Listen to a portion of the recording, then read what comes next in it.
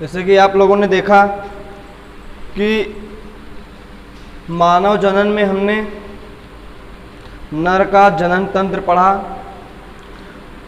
तो आज हम देखेंगे मादा में जनन किस प्रकार से होता है। तो सबसे पहले हम देखेंगे मादा में जो जनन तंत्र है कौन कौन से जो अंग हैं वो भाग लेते हैं। ठीक, तो जिस प्रकार से हमने पढ़ा था नर में भी क्या है, प्राथमिक और द्वितीयक अंग भी भाग लेते हैं, सेम उसी प्रकार से मादा में भी होते हैं। तो मादा में भी जो प्राथमिक लैंगिक अंग है उसको देखते हैं। प्राथमिक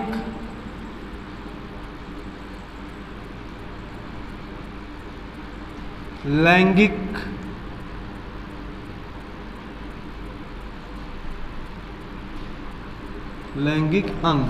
ठीक, जो प्राथमिक लैंगिक अंग है वो अंडाशय है।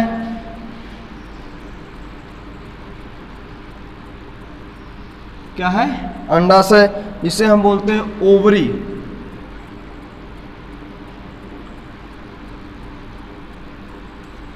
ठीक, और उसके बाद द्वितीयक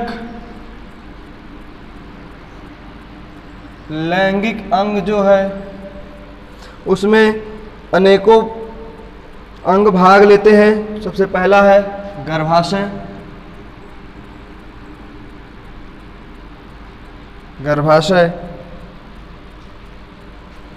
और उसके बाद है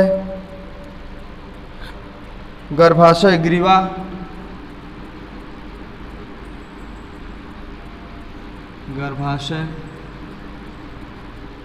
ग्रीवा। और उसके बाद योनि, और उसके बाद है बाह्य।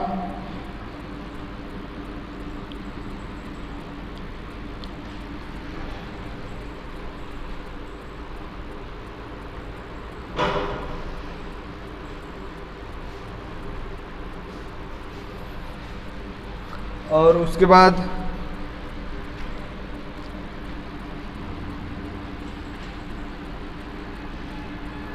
बाह्य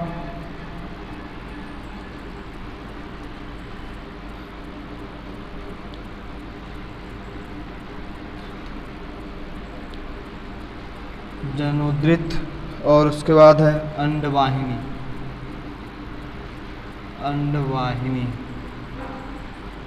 ठीक, ये द्वितीयक लैंगिक अंग हैं।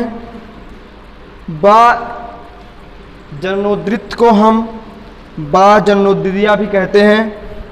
ठीक, तो जो मादा का जो प्राथमिक लैंगिक अंग है वह अंडाणु होता है। इन्हीं अंडाणुओं में विकास होता है किसका? अंडाशय का निर्माण होता है। इसी अंडाशय में अंडाणुओं का निर्माण होता है, और यही इनका जो लैंगिक अंग कहलाता है। तो लैंगिक अंग में ही युग्मक का निर्माण होता है। जिसमें क्या हो, युग्मक का निर्माण हो, वही क्या कहलाता है? प्राथमिक लैंगिक अंग कहलाता है। ठीक, तो आइए देखते हैं इनमें कैसे जनन की प्रक्रियाएं होती हैं। तो जो द्वितीयक लैंगिक अंग है, द्वितीयक लैंगिक अंग में गर्भाशय भाग लेता है जो मुख्य है। मतलब इतने जितने भी पार्ट्स हैं सब क्या है? सब मुख्य है, जो किस में भाग लेते हैं? मादा जनन तंत्र में या फिर मादा जनन में भाग लेते हैं। तो अब हम इनको एक फिगर के थ्रू देखेंगे।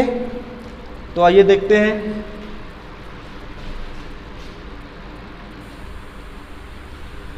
तो ये हमारा मादा जनन तंत्र है। ये वाला जो भाग है, ये पूरा बीच वाला जो भाग है ये कहलाता है गर्भाशय, जिसमें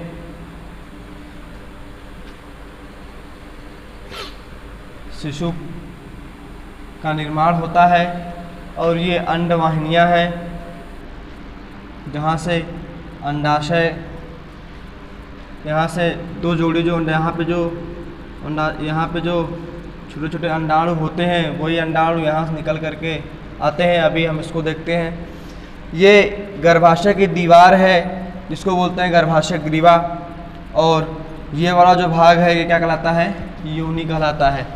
इसमें इस पूरे फिगर में सबसे ज़्यादा इम्पोर्टेंट है अंडवाहिनी।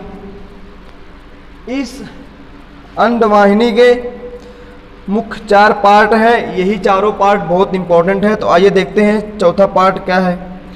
ये वाला जो भाग है यह कहलाता है फिम्बरी।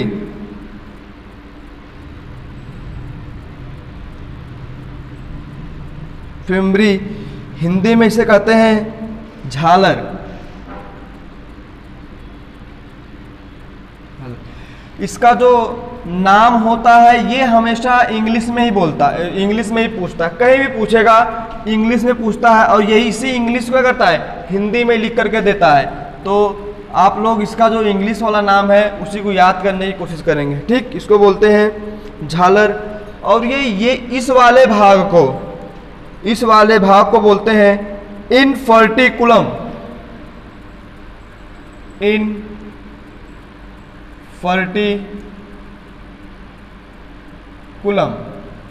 इनफर्टिकुलम बोलते हैं, और हिंदी में बोलते हैं कीपक। हिंदी में बोलते हैं कीपक। ठीक, और ये जो मुड़ा हुआ भाग है इसको बोलते हैं एम्पुला। क्या बोलते हैं? एम्पुला बोलते हैं, और हिंदी में तुम्बुका।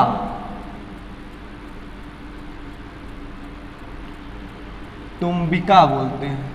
ठीक, और यहाँ पे इस वाले भाग को बोलते हैं इस्थमस। यहाँ इस वाले भाग को बोलते हैं इस्थमस।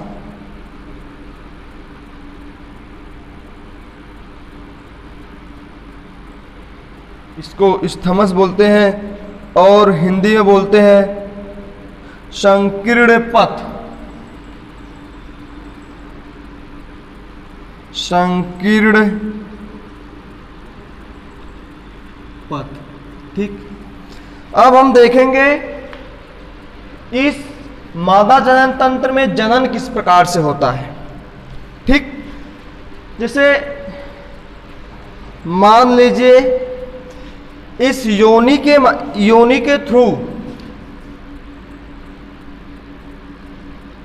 स्पर्म यहाँ पे इंटर करता है। ठीक, ये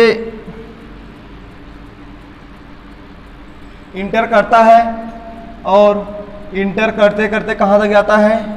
ये यहाँ तक पहुँचता है। ठीक, और ये यहाँ तक पहुँचता है, और यहाँ पे जो अंडाणु होते हैं ये क्या करते हैं? यहाँ से निकल करके इस माध्यम से यहाँ पर पहुँचते हैं। यहाँ पर पहुँचते हैं, और पहुँचने के बाद ये यहाँ से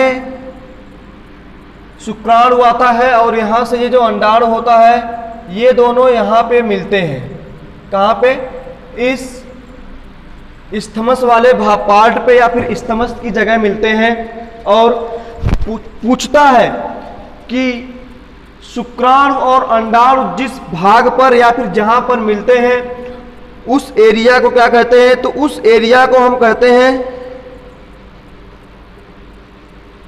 एम्पुलरी। ये वाला जो भाग है इसको हम कहते हैं एम्पुलरी।